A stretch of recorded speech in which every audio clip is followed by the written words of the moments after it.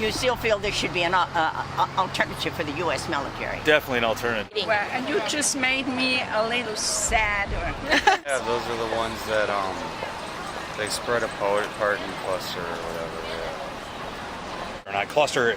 They're not controlled. I mean, bombs aren't controlled anyways, but a cluster bomb, from what I know, spreads and can go in any direction. I think it's probably a wrong practice on the U.S.'s part. No, cluster bomb, they may stay on the ground and it can bomb at any second, any time. So many of the bomblets, as they call them, isn't that nice? It's kind of like niblets, like corn. It isn't talked about so much in our news, and that's why people don't know much about it. But the United States does manufacture these, and they come down in groups, so they're very small. They can actually look like toys almost. And when they fall, here's my other question, they don't always explode. They're used in wars, but they have a pretty high percentage of being duds. And that's the problem. Sure. Okay. Sean. Sean? Yep. Okay. And have you ever been active in any kind of, let's say, educational efforts or demonstrations having to do with the war? No.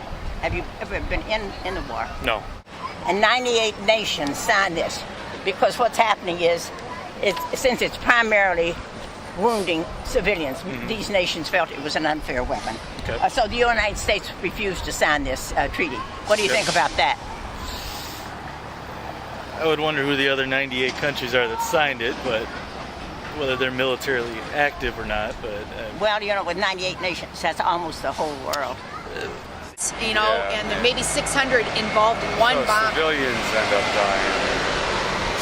They have a high rate of being duds.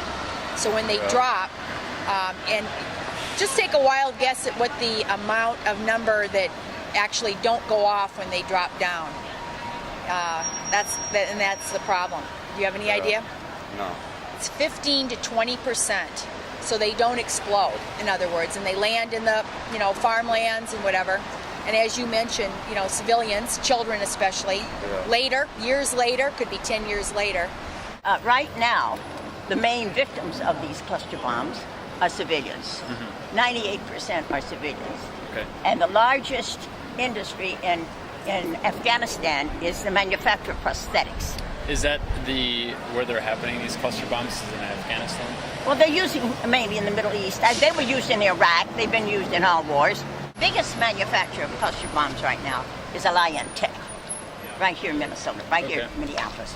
And there's an ongoing, and there's been about a 10-year vigil that's been held there. And this is information about that. I don't know whether are they still putting them out, the cluster bombs? Well, since 2003, they say they haven't used them in Iraq and Afghanistan. But I think they're exported to 27 other countries. So, and I'll just add to what she said, 15 to 20% of the bomblets don't go off. They're duds. Yeah. And this is why there's such, the civilian thing is because children come along. The country now that has the highest rate of casualties is Laos and Cambodia. Why? Going all the way back. Yeah. And they were never cleaned up. So. It's Abdullah Maroof. I live in South St. Paul, Minnesota. Okay. Oh. So are you? Yeah, what I know about cluster bombs, I don't know much, but what I know, it's not as long as the war ended, that's it. No, cluster bomb, they may stay on the ground and it can bomb at any second, any time. So, and also I know there is different shapes of cluster bombs. It's not only like it looks like a bomb. I heard also it may look like a toy, for example. And they do it as a toy, so like definitely who you are targeting with a toy other than children. I don't know why in war the people they may target other than terrorists. A good question. I don't know why they make it looks like as a toy. They target children. Isn't that terrorism? I don't know. Like there is certain questions you may ask about cluster bombs. Well, the 98% of the victims are civilians, which doesn't even make sense. And Exactly. Yep. have you? Arnold. Okay.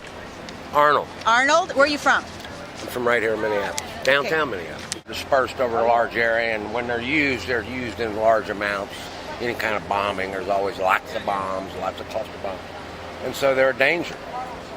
And just like landmines, people continue to be killed or maimed by them. 98 countries that have signed a treaty to ban cluster bombs. Right. What major country has not signed it? The United States. Israel hasn't signed it either, I don't believe. Probably one of those Micronesian countries, Papua, or they're always going along with the United States when it pretty much stands alone in the United Nations. You know, oh, but Papua's with us, or what? Not to get on them, you know. But, What do you think of cluster bombs? What do you know about them? Well, I think they were used in against Iraq, weren't they? And they come out in bunches, and they're very lethal. Yeah, so they spread out.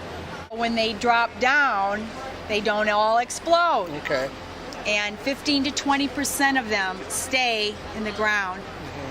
Who do you think the victims would be then? Well, those that are the residents. Yeah, kids actually. Yeah. Playing, they think they're a toy. Right.